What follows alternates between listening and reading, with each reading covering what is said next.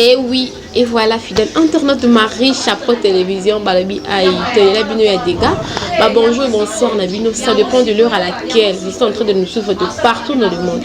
Quand je parle dans le barrage de partout, c'est qui vont dans ma province, dans le site, qui vous Maniema, Est, Goma, parce qu'il y a d'autres personnes, bah, Bino Bolobaka de partout, na poto, de partout, na poto, api, oh, les personnes qui sentent tout, tu peux se bino, bah, mbote, Télé Bino, il y a trop dans les Bino et dégâts parce qu'ils sentent Bino vraiment, mon boulot, hein, et pourquoi pas une émission pour se faire la mine kota la nzungu ya pastar osaka présenté par la planète comme de la presse internationale qui c'est la naturelle quoi la naturelle fille au aboya make-up. Je vous salue à tous, continuez de vous abonner, liker, partager aussi et ça la kabiso vraiment bien et pourquoi pas na couper sa beauté hein et pas ya Sheila Yoka babi hein babi tout le monde qui est comprendre oyebi et puis na bo senti mo pandi na Francis arrobas je te salue aussi et puis sans oublier à Diogo Arnold Yoka je te salue aussi hein et puis mon boss c'est un Richard Madeka je te salue aussi voilà. Aujourd'hui, quand on est bon, nous avons un moko na plateau. Tout le monde qui n'a un moko c'est que tu sais pas si c'est koyako, pesa conseil koyako lobela. Moi, je veux pesa conseil na ba fille. Tu as RDC de partout. Voilà nazawana et donc on a bien le lot. Bah le but au moins émission vraiment c'est une cause à péter liker, tika commentaire na yo et ça quand on vraiment bien conseil pesa koza au komi wana. Voilà le mini blend iblis le ayeko lobela vraiment nini, les na ayeko lobela vraiment mini ko pesa moi conseil moké et pas il y a ba jeune fille et pas biso ba fille oya lelo bana ya lelo to benga ya kilelo les mom ki to beta masolo na bino ba ya bozo ba kiti to fanda to beta so solo na mkie vraiment mingi et ça la biso vraiment passi comme na ndenge biso ba fille to komi ko kumbela viango mais to komi memela ba viango ils ça la vraiment bien té premièrement na ba habillement na biso babiema na biso est comme vraiment tellement mabé et puis makambo to comme ça la des fois na mitu na ba question de bara makambo yo to mona lelo na ba tang na mama na biso kala na tikala ko makambo te puis to tikala pe ko mona te mais to comme mono ya ka ni temps fin du monde oh to ndingi ni oh to na 21e siècle cardinal to yango ka ke sala biso boy to ni to ebité et surtout biso mlo ko ça c'est ba fille ba fille to komi trop confié par exemple le que ça c'est confié na komo lu ka tete nga pe na zana kabelo na komo lu ka tete nga pe fona sumba ka be pona zaka ne loko boy avant tout le monde il solo oyo ya fille au total comme na biso to mona ki ba vidéo na ba TikTok de partout mona ki et fille on de kona biso mwasi o biso pe to zala ka ka to tambola na nzela akutana kina mobali moko a déranger ki na nzela to bakutani bongo ba sololi ti yo koma ke ba yo koma tina niveau car le même jour ba kena hôtel to ba kena hôtel na mobali wana la fille ayeba kite ke mobali wana azanganga azamarabu et puis tant ba komi kuna na chambre wana la fille ninga bi ke non il paraît que azala ki drogué la mobali wana a drogué et après tant ayeko komi ba boye ayeko mona ba bougie amoni ba bougie na hôtel wana ayeko mona yimoko na c'est na biso basi ba makila donc c'est comme si vraiment ba habillement qui met ayibite est-ce que habillement qui na mobali wana est-ce que habillement passe ba mokili etonda makambo ebele to kino ne lokwana to mundi kona biso mwasi alors ça là-bas direct mon équipe tu vas le belango vraiment tellement mingi et donc moi conseil qui OP on appelle na zoki OP c'est comment mais pourquoi pas net partager on a bande konanga ya basi na kala to ibaka ke biso ba jeune fille to moi si quand on parle oui que moi si azam o faut ça la valeur moi ça ozala kosa moi ça ka faible té moi ça bande konanga basi to kubi esprit moi ça un esprit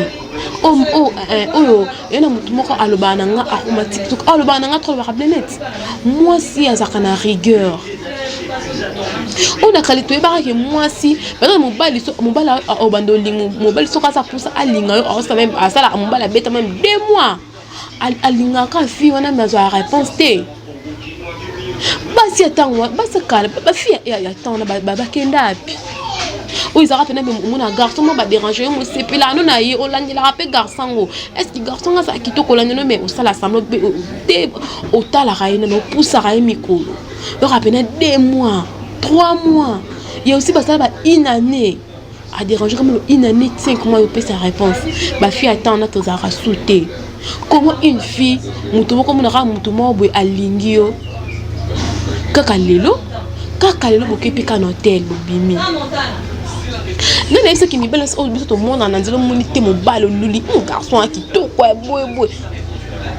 Tonto linga bon est-ce que tu vas répéter le qu'on parle de la vie spirituelle nae? Est-ce que garçon ça n'est parce que mon kili autant est un temps de réalité. Un temps de réalité. Bande onanga basi. Ba biso peut-être tambola na l'église pe à molimo. Il n'a plus l'église à molimo, il n'a qu'un an ensemble l'église à molimo. C'est plus quand il y a une église à molimo. Donc écoute la réalité monsieur Zolé qui a biso ba jeune fille. Est-ce que tu es pas tu passes à barra donc tu passes à rapport certain mais tu vas combien d'esprit auto partage. Au moins mobile ana esprit na ye. Mobile ana ba fille o ya leka na bango. Ba fille o ba leka na ba fille on bazala ndenge nini. Bango ba leka souffle ni ba mibale na bango. To partager ba esprit. Le tomoni que olingi tonton mo ba fille olingi tonton mo tonton na kabelo ba mbongo leka na aussi ba vidéo na TikTok. Ngana fille lokolo kilo te ngabo na bo o sombi mutu ko o pour prendre sur na TikTok. O c'est pour prendre sur TikTok c'est important. O pour publier sur na ba réseaux sociaux mona. C'est important. C'est important. Au moins qu'il y a son mutuka peut-être mutuka na o yo sombi peut-être on a on peut-être mutuka na mbo ebi quand même mbongo o veut pas hollander la peine tout le monde va faire son midon ko no be mbongo va pesa ngi wapi. Quand tu commences à faire un bon calelo, mais ça la rend comment on monte mon bel macabelo 5 000 $. Tu vois un peu normal. Oui c'est que donc le bel mot bolinga ni même pas un mois. Bokika bobimi na ebo bo ça la ngope ke bolinga pi mbala mbokepe na hôtel bobimi pe attends bo ça pise pe mbongo ebela on mi tout na raté. Hein? Bon, on mi tout na raté et puis combien o ya zui ayo. O mon abi so ba jeune fille de to ku febele. O mon abi so ba jeune fille de to bela maboma. Mais tu perdre ma biso, mais tu perdre ma chance na biso. Oh, je paye 5 000 $ en haut, je paye 3 000 $ en haut. Oh, c'est l'on peut le malongate. Oh, son belongo peut le pango, te mutuka, te motuti. Oh, mon christian, on va le couler. Sinon, on va pas venir le boy. Biso peut te bateau, tu vas na peine ba pire ça dans le bango, tu vas na peine ba c'est en tout monde qui ba sert na ba coller vraiment ba 45 ba 50 ans. Libale ya te ba moi na zate. Moi sinon ça dans la bite un jour moi ça se pose dans ndaka libala. But moi sinon c'est dans wana. Te un jour que dans ndaka libala. Si quoi ya biso ton to te ka biso mona ke le beau vendre mona ke non libala et après comment que l'église et après comme tout moi ça nandoki au moins comment kanga bandoki ndoki te ndoki yo moko.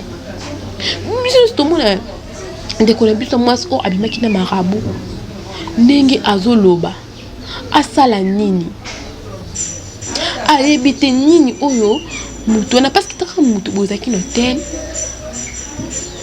donc o miyeba te ndenge abo asali makambo na vito opi olamuki be omoni ba bouge moni ba kisi moko na se wana la fille moko donc ayeba te asala nini ye moko a se retrouver na se en plus azo saigner la fille ayeba te na sala nini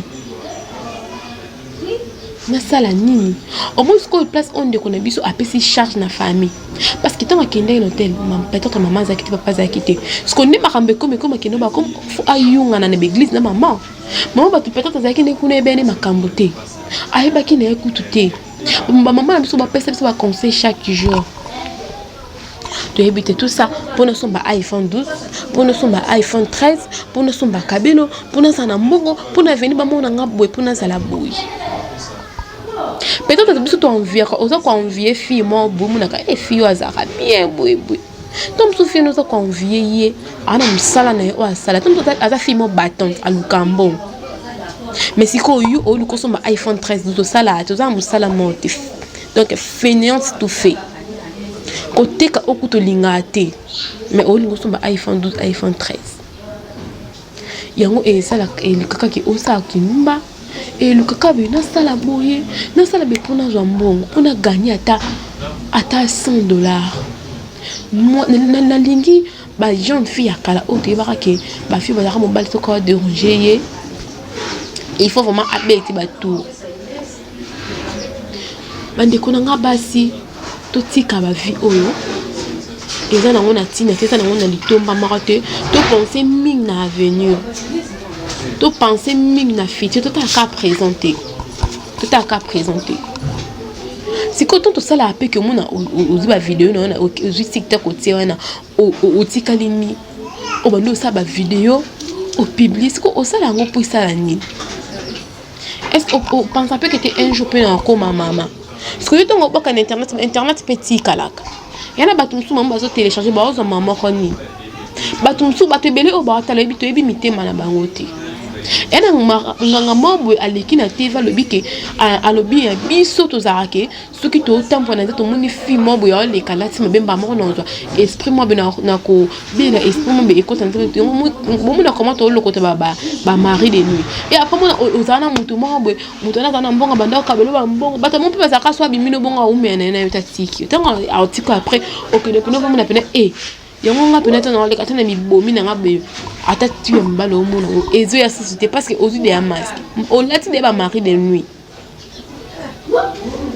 en tout cas vraiment ndeko na biso bandeko na nga basi tout changer tout lukelo nyanzambe tout tika ba vie wana eza lango na importance omoni muninga la so mutuka neze aye omoni muninga la sali boy eze aye koza na vie ya mobulu koza na vie ya 5 mbali koza na vie ya kolinga boy eza nango bimoto to komone te ba fire nga na sala vie nga na sala lelo ko mona fimbo o finga muninga biteke o ye patata lobi eza like fi wana zakaboy akomande boye tout le biso fitu ko to za ba fiba tout le kato débrouiller tout le kato teka tout le kamisa tout ça au lieu ya kosala ba misala o eza vraiment bien te biso to mona ndeko na biso mo sindenge a le kana internet azo singa lisungi asala nini